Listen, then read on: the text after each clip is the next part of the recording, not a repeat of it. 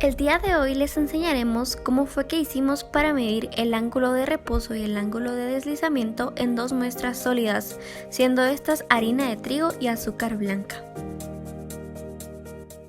El equipo que diseñamos se llama Angulator RD. Este equipo es capaz no solo de medir el ángulo de reposo de un material, sino que a la vez también puede medir su ángulo de deslizamiento. Cabe mencionar que funciona perfectamente para demostraciones prácticas, así como para experimentos en laboratorios de escuelas y universidades. Además, es un instrumento fácil de usar y no requiere una fuente de poder externa. El Angulator RD está compuesto de dos torres de cartón, un soporte de embudo de cartón, un embudo de plástico, una regla de plástico, un transportador de plástico, una base de cartón inclinable, un sistema de polea, una base de cartón para sostener el equipo. Antes de explicar el funcionamiento de nuestro equipo, te contaremos por qué es importante la medición de estos parámetros en términos de manejo de sólidos. Hablemos primero del ángulo de reposo. Este se define como el ángulo máximo con el que un montículo en una superficie se mantiene estable sin que se produzca una falla por deslizamiento. Su medición se basa en el vertimiento de un material granular sobre un espacio horizontal, el cual fluirá formando un montículo hasta que se obtenga una pendiente estable. Cabe mencionar que este puede medirse directamente o al medir el diámetro y altura del sólido. Es preciso mencionar que este ángulo se utiliza en la práctica principalmente para el almacenamiento de materias primas y el diseño de cuartos para su disposición. Ahora pasemos al ángulo de deslizamiento. Este se describe como el ángulo formado a raíz de la pendiente, medida desde la horizontal, en el cual los materiales sólidos sueltos o fragmentados comienzan a deslizarse. Cabe mencionar que este ángulo suele tener un valor un poco mayor al ángulo de reposo. Ahora bien, en cuanto a sus aplicaciones, se dice que es de utilidad en construcciones o ámbitos similares para saber el ángulo al cual levantar la palangana de un camión y depositar un material en el suelo o en cualquier superficie. Veamos ahora el funcionamiento de nuestro equipo en términos del ángulo de reposo. Lo primero que hay que hacer es colocar el sólido, en este caso harina de trigo, en el embudo y observar cómo este cae hacia la base de cartón. Cabe mencionar que hay que llenar toda la parte blanca, es decir, todo el diámetro específico.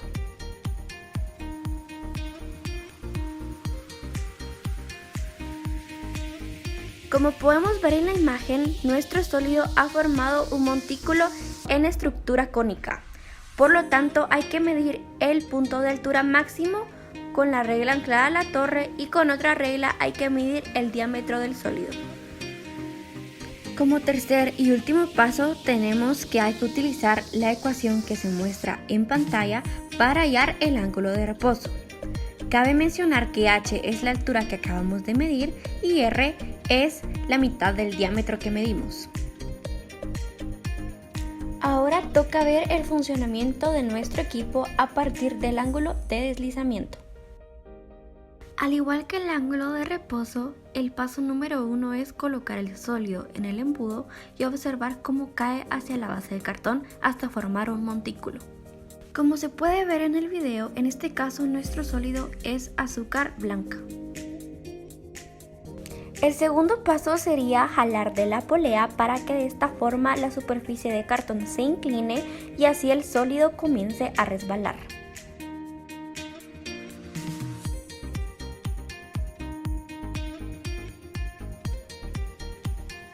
El tercer y último paso es medir el ángulo de deslizamiento utilizando el transportador que se encuentra en el sistema.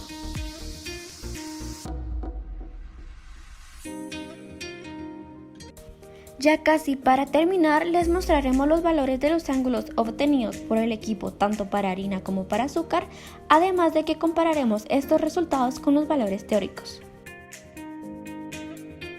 Veamos primero para el caso del azúcar blanca. En cuanto al ángulo de reposo, se dice que la altura alcanzada por este sólido fue de 4.40 centímetros o 0.044 metros y el radio fue de 4.50 centímetros o 0.045 metros. Al meter estos valores a la ecuación, nos da que el ángulo de reposo experimental fue de 44.36 grados. Ahora bien, si lo comparamos con el teórico, que fue de 45 grados, nos da un porcentaje de error de 1.42%. Por el otro lado, el ángulo de deslizamiento experimental del azúcar blanca fue de 50 grados. Para este no hallamos un ángulo teórico, sin embargo podemos compararlo con el de reposo. Sabemos que el de reposo debe de ser menor que el de deslizamiento, y para este caso sí se cumple. Por otra parte tenemos la harina de trigo. Para este caso el sólido alcanzó una altura de 4.80 centímetros o 0.048 metros y un radio de 5 centímetros o 0.050 metros. Al meter estos valores nuevamente en la fórmula nos da un ángulo experimental de reposo de 43.83 grados. Si lo comparamos con el teórico, que es de 45 grados, tenemos un porcentaje de error de 2.60%. El ángulo de deslizamiento experimental de la harina de trigo fue de 47 grados. Este, como podemos ver en pantalla, es mayor al ángulo de reposo. A partir de los resultados, podemos concluir que nuestro equipo es capaz de hacer mediciones confiables, cercanas a los valores de literatura, debido a los bajos porcentajes de error que obtuvimos al hacer la experimentación. Muchas gracias por su atención y para más información pueden consultar nuestro manual. Ahí les enseñamos cómo construir nuestro equipo paso a paso, entre otras cosas.